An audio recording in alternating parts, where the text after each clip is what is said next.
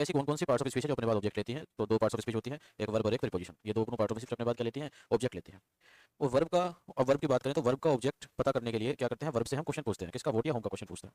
ठीक है, और वोट का जो रिप्लाई आता है वो डायरेक्ट ऑब्जेक्ट होता है, होम का रिप्लाई आता है इनडायरेक्ट ऑब्जेक्ट होता है। अगर एक ही है, सिंगल ऑब्जेक्ट है, अगर ऑब्जेक्ट हमारा सिंगल है तो वो हमेशा हमारा डायरेक्ट ऑब्जेक्ट होता है। इतनी बात क्लियर हुई? और अगर हमारा ना वोट से कोई रिप्लाई आ रहा है ना होम से कोई रिप्लाई है, यानी कि उस वर्ब का ऑब्जेक्ट नहीं है। इतनी बात क्लियर हो जानी चाहिए।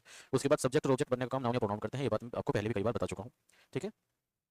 और अगर नाउन या प्रोनाउन सब्जेक्ट की तरह यूज हो रहे हैं तो वो सब्जेक्टिव केस में कहलाते हैं, और अगर वो ऑब्जेक्ट की तरह यूज हो रहे हैं नाउन या प्रोनाउन तो वो ऑब्जेक्ट की तरह कहलाते हैं। क्लियर? इतनी बात।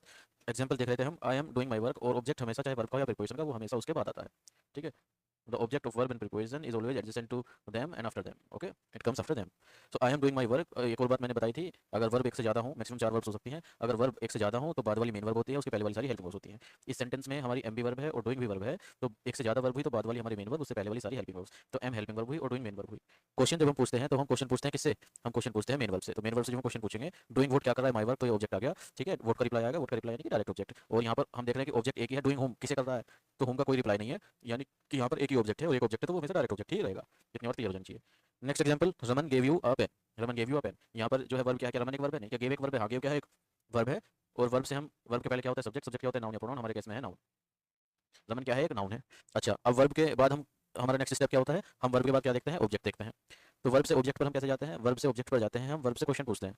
वोट और होम का क्वेश्चन पूछते हैं। वर्ब से अगर हम वोट का क्वेश्चन पूछेंगे तो वो डायरेक्ट ऑब्जेक्ट होगा, वर्ब से अगर हम होम का क्वेश्चन पूछेंगे तो वो इनडायरेक्ट ऑब्जेक्ट होगा। अगर वोट या होम दोनों में से किसी एक का रिप्लाई आ रहा है तो वो हमेशा डायरेक्ट ऑब्जेक्ट होगा, और अगर ना ही वोट से रिप्लाई आ रहा है और ना ही होम से रिप्लाई आ रहा है, यानी कि उस वर्ब का ऑब्जेक्ट नहीं है। इतनी बात क्लियर हो जानी चाहिए। तो गेव वोट क्या दिया? गेव वोट क्या दिया? रमन ने क्या दिया? Gave Raman gave vote, Raman ने क्या दिया? रमन ने यू दिया या रमन ने पेन दिया? तो रमन ने क्या दिया? अ पेन दिया, एक पेन दिया। तो वोट का रिप्लाई आया हमारा अ पेन, तो वोट का रिप्लाई आया, वही ऑब्जेक्ट हुआ। रमन गेव होम, रमन ने किसे दिया? रमन ने पेन को दिया या रमन ने यू को दिया? रमन ने यू को दिया। तो यहाँ से होम का रिप्लाई क्या आया? यू आया। वोट का रिप्लाई क्या आया? यहाँ पर पेन आया। इतनी बात क्लियर है? तो जब दो ऑब्जेक्ट हुए तो जो वोट का रिप्लाई है वो हमारा डायरेक्ट ऑब्जेक्ट हुआ, जो होम का रिप्लाई है वो हमारा इनडायरेक्ट ऑब्जेक्ट हुआ। इतनी बात क्लियर है?